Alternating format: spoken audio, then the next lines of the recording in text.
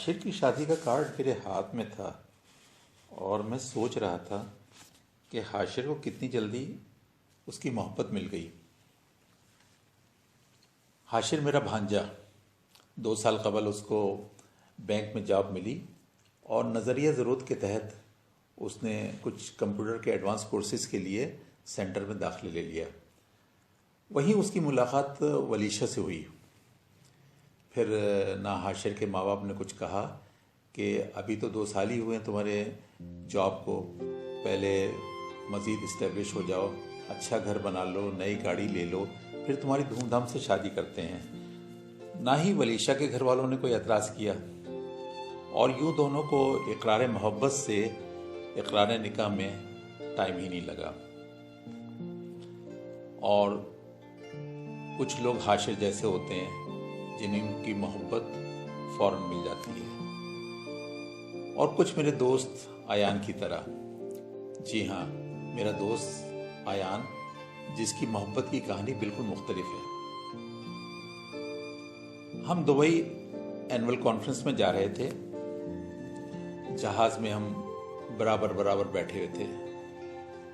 खिड़की से बाहर उड़ते हुए बादलों को देखते हुए आयान भी कहीं माजी में खोया हुआ था। क्या सोच रहे हो? मैंने आयान से पूछा। यार, मेरी जिंदगी का अहम मकसद दुबई जाके अपने चाचू की तलाश करना है। मगर कैसे? यार, मुझे सिर्फ इतना मालूम है कि उनका दुबई में रेस्टोरेंट्स का बिजनेस है। कहानी कुछ यूं थी। अरसे 25 साल कबल आयान के वालिद प्रोफेसर रिजवान साहब अपने भाई से इख्तिलाफात की वजह से लाहौर छोड़कर कराची आ बसे थे। वो शुरू ही से पढ़ने लिखने वाली शख्सियत थे, जबकि उनका भाई बाप का कारोबार भी संभालता था और ज़मीनों की देखभाल भी करता था। दोनों भाइयों में अगरचे बहुत मोहब्बत थी, मगर प्रोफेसर साहब की जिद और अना आड़े आई। वो बज़िद थे कि कारोबार बेच दिया जाए। भला एक पढ़ने लिखने वाले बंदे का सुबह शाम की पैसों की गिनती से क्या वास्ता। यही वजह थी इख्तिलाफ बढ़े और दोनों भाइयों के दरमियान जो मोहब्बत थी वो रंजिश में बदल गई। प्रोफेसर साहब ने अपने भाई की मोहब्बत को लात मारी और लाहौर छोड़कर कराची आ बसे। तालीम के मैदान और इल्म की दुनिया में खूब नाम कमाया, मगर अपने भाई को खोकर। और फिर पता ही नहीं चला कि उनका भाई इमरान कब लाहौर छोड़कर दुबई अपनी फैमिली समेत शिफ्ट हो गया।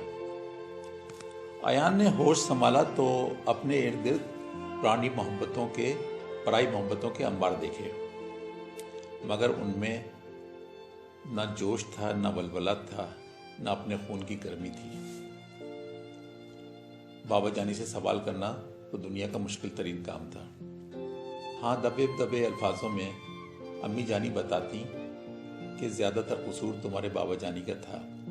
वो अपनी जिद और हकदर्मी के आगे किसी की कोई बात सुनने को तैयार न थे। फिर यूं हुआ कि ये फासले पहले कराची और लाहौर में थे, बाद में ये फासले कराची और दुबई में हो गए। मगर जहां दिलों में मोहब्बत की नरमी हो वहां ये फासले मिट ही जाते हैं, मगर जहां दिल पत्थर के बन जाएं वहां रास्ते भी नाहमवार हो जाते हैं और पथरीले हो जाते हैं। आयान कई दफ़ा अपने वालिद से इस मौजू पर बात कर चुका था, मगर वो अपने भाई का नाम सुनना भी गवारा न करते थे। उनका कहना था कि उनके छोटे भाई ने इल्म को छोड़कर दौलत अपना ली है, इसीलिए वो अपने खूनी रिश्तों को लाहौर दफन कराए थे। क्या सोच रहा है मेरे भाई? मैंने आयान को उड़ते बादलों के साथ उड़ते हुए देखा तो पूछा। यार, मेरी जिंदगी का अहम मकसद चाचू की तलाश है और उनको राजी करना है कि किसी तरह वो बाबा जानी से मिलें। फिर यूँ हुआ कि हमारी कॉन्फ्रेंस ख़त्म हो गई और हम वापस आ गए, मगर अयान दुबई में रुक गया। उसे अपने चाचू को तलाश करना था। कुछ दिनों बाद वो भी वापस आ गया। ऑफिस में उससे मेरी मुलाकात हुई तो मुझे ऐसा लगा जैसे उसने बुर्ज खलीफा पर चढ़कर पूरे दुबई को फतह कर लिया हो। और लंच टाइम में उसकी खुशी के राज खुलते चले गए। उसके चाचू के 3 रेस्टोरेंट थे दुबई में। बड़े भाई की औलाद को अपने सामने देखा तो वो उसे नन्हे बच्चे की तरह हाथ पकड़कर अपने घर ले गए। पूरा घर शोर मचाकर सर पर उठा लिया कि देखो मेरा अयान आया है और देखो मेरा अयान कितना बड़ा हो गया है। और अयान जब चाची, बच्चों और ख़ास तौर से मारुख से मिला तो उसकी ज़िंदगी के मकसद में अब न सिर्फ 2 भाइयों को आपस में मिलाना बल्कि मारुख का दिल भी जीतना था। और फिर जब वो कराची पलटा तो अपना चैन, सुकून, दिल, दिमाग, रूह सब मारुख के पास छोड़ आया।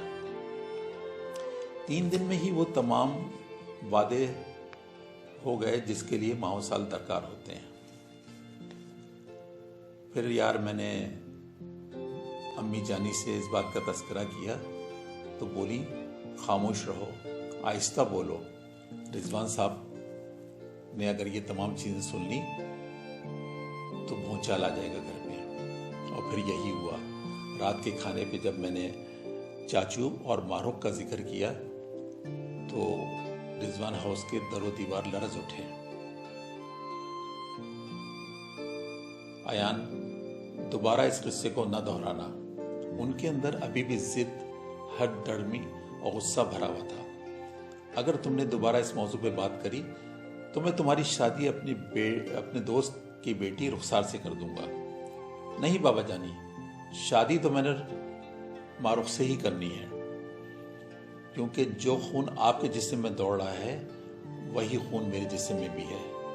फर्क सिर्फ इतना है कि वो खून मुझे कहता है कि टूटे हुए रिश्तों को जोड़ना चाहिए, और फिर आपका इल्म क्या कहता है, रब्बे कायनात को क्या पसंद है, टूटे हुए रिश्तों को जोड़ना या अपनी अना की तस्कीन। अयान वो इतनी जोर से धाड़े कि हर चीज लरज उठी। उनकी सख्ती, उनका गुस्सा अपनी जगह बरकरार था। मेरी वो बात सुनने को तैयार नहीं थे। चाचू का नाम सुनने को तैयार न थे, जबकि चाचू का नाम मैं अपने नाम के साथ जोड़ना चाहता था। फिर यूं हुआ कि अयान गायब हो गया। कहाँ मुझे नहीं पता। रिजवान साहब ला इल्म, ऑफिस में कोई इत्तला नहीं। अगर आपको ये हमारी वीडियो अच्छी लगी तो इसे लाइक करें, सब्सक्राइब करें और शेयर करें। Thank you.